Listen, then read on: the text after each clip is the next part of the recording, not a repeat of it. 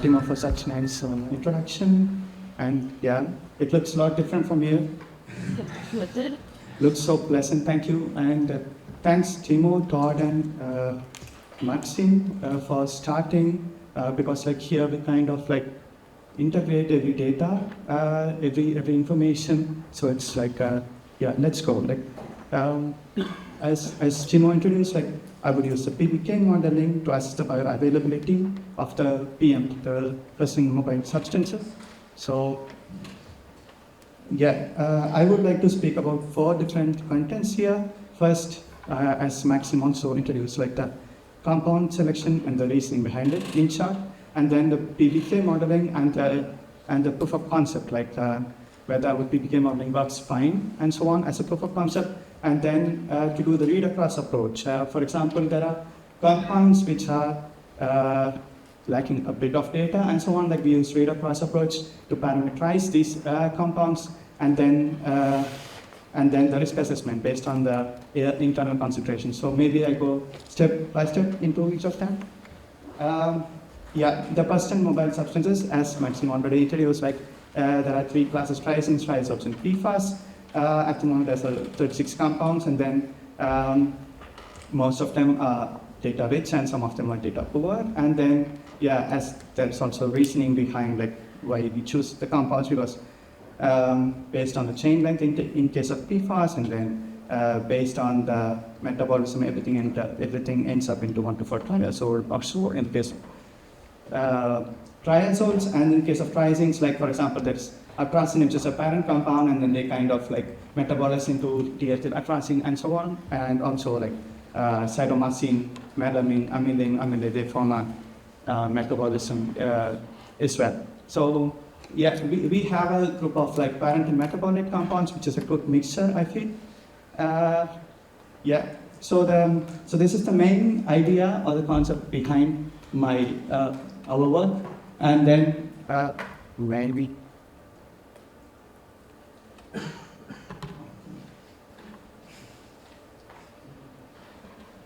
yep, okay, fine. Looks like it's difficult also for the young generation. But as we see, the one on the left, we have this the in vitro test assay concentration, which is exactly just what Maxim described us. And then we have an in-house, we have developed an in vitro biokinetic modeling, and then we use the corrected concentration from the nominal concentration. The nominal concentration is what we inject into the in vitro assay, and the corrected is after binding to plastics, after binding to protein and so on, what is the free medium concentration, which is a much more conservative and protective approach. So we use this as a calibration, as a standard to compare against, and we come from there. Like we have the external concentration, which is exactly what Todd showed us, the groundwater and the surface water concentration, and we give as an input or expose the human PBK model to this and check the plasma concentration. And then we compare this plasma concentration to the in vitro biokinetic concentration. So maybe it's obscure at the moment, but when I go step by step, it's more understandable or so on. Yeah. So how to build a PBK model? So PBK model is a set of mathematical equations, and then they have different compartments. Each of the compartments, each of the organs in the body is considered to be a compartment, and then they are connected by blood flow, which could be a differential equation or so on. And then there are 3 different input parameters which we need for the PBK model. To start with, we have the physiological parameters. For example, in the case of rat, if it's the rat physiology, like the heart, the lung, the different organs of the rat, and then the human physiology as well. And then the second important is the ADME parameters, right? Which I would also come to that in a moment. And the third one is the exposure scenario, like what is the condition and how much do we expose the human or rat. So these are 3 important inputs to the PBK model as such. And yeah, we have developed a norm-based PBK model, which is a very simple in our approach, and we use the norm data as an input, and we have the proof that it's reliable for our predictions and so on. So here we go. Like for example, we build a generic PBK model, and then I would ask you to focus on the images first, because we go to the ACME parameters, the absorption, distribution, metabolism, and excretion, and we use for absorption the PAP assay, the excretion and the metabolism, the intrinsic hepatic clearance, and distribution across the body with the fraction bound and fraction unbound as an input parameter.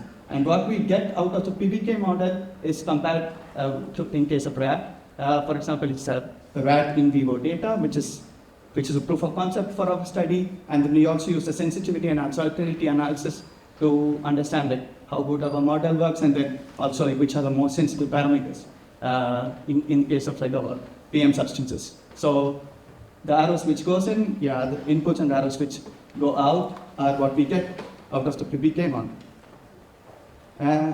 So it's a proof of concept. Here we look at a data-rich compound, tebuconazole, where there has been a lot of studies which has gone into it and so on. It's a rat-based PBK model and so on, and then when we administer the same dose as in the in vivo study, we can see the PBK modeling curve is in par with the blue dots. The blue dots represents the in vivo data, and the red one is the curve, and we see that they're in factor of 2, which is quite good, and which is in par with the in vivo data, which serves as a proof of concept for our studies to further carry on. And I would like to also show the sensitivity analysis. When we did that with our input parameters estimation, we see that the fraction unbound to be the most sensitive parameter, and the clearance and the intrinsic hepatic clearance to be the less or the least, and the ones in between are a bit sensitive, to say. And the same thing I've included at the bottom is the most sensitive to least sensitive parameters for the input assays. And does it hold also true for triazines, which is a different group of compounds? And then the answer is yes. For example, cytomycin, there was a talk of melamine yesterday, but had I known, I would have modeled that, but I modeled cytomycin here, and then we can see that the fraction bound is one of the differing parameter, but we see that it's still in par with the in vivo values. So in vivo values is in twofold range with the model prediction, which means to say, it also holds true for the triazines, I would say. So here's a summary of the proof of concept. So its proof is provided for rat data, and then we use the same or the similar assumptions for the human to do the extrapolation for triazines and triazoles. And here we go. For example, like in the case of triazines, we have cytomycin, melamine, and so on, which is a really well-studied data-rich compounds, and then there are like target poor compounds. We kind of use read-across approach to parameterize the data poor compounds, and then the PM compounds, all of them, or most of them, all of them show really low intrinsic clearance, and then also the predicted values from the in silico assays are also really low clearance for all of the triazines, triazoles, or the PM compounds when we measured it. Okay, so this is the most important slide, I feel, and then I would like to take a minute or two to explain this. For example, take the mic. Stop. Take the mic. Then. Thanks. For example, we see the dots and the crosses as the in vitro test assay values, the corrected in vitro test assay values from Maxine, and then we have the low-IL, which is based on the in vivo studies, and it's allometric scale low-IL from rat or from mouse. And then we have the exposure scenario, the surface and the groundwater concentration, which is just what Todd presented us. And then here I expose a human for a continuous exposure for about 100 hours or so, and then kind of compare the Cmax, the concentration in the plasma, against the in vitro test concentration. So we can see, as a matter of fact, like the low IL concentration is in par with the in vitro test concentration, which means to say the quantitative in vitro to in vivo extrapolation is done, and it's good, and it's in a protective range, to be honest. And we also see that when we compare the surface and groundwater concentration,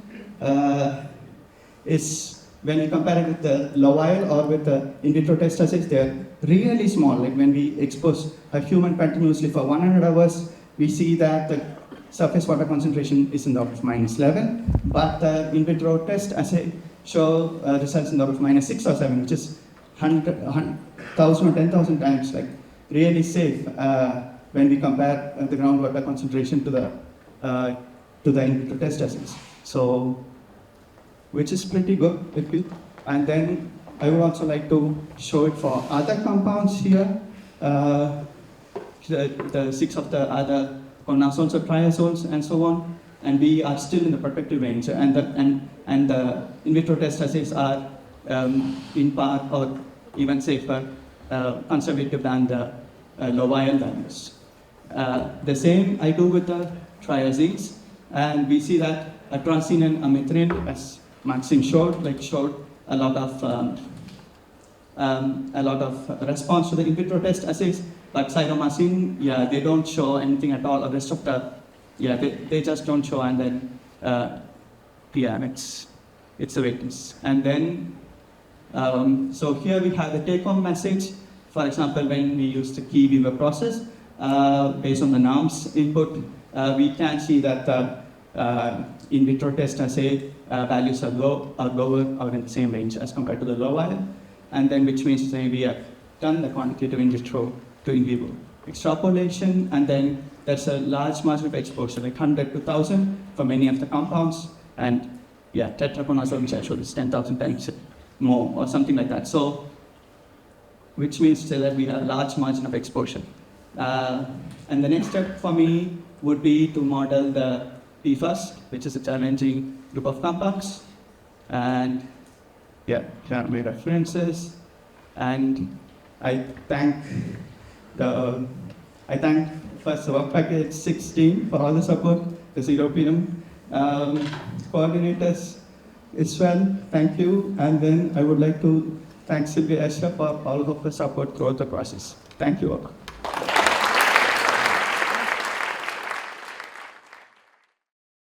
ZeroPM, Zero Pollution of Persistent and Mobile Substances. This project has received funding from the European Union's Horizon 2020 Research and Innovation Programme under Grant Agreement number 101036756.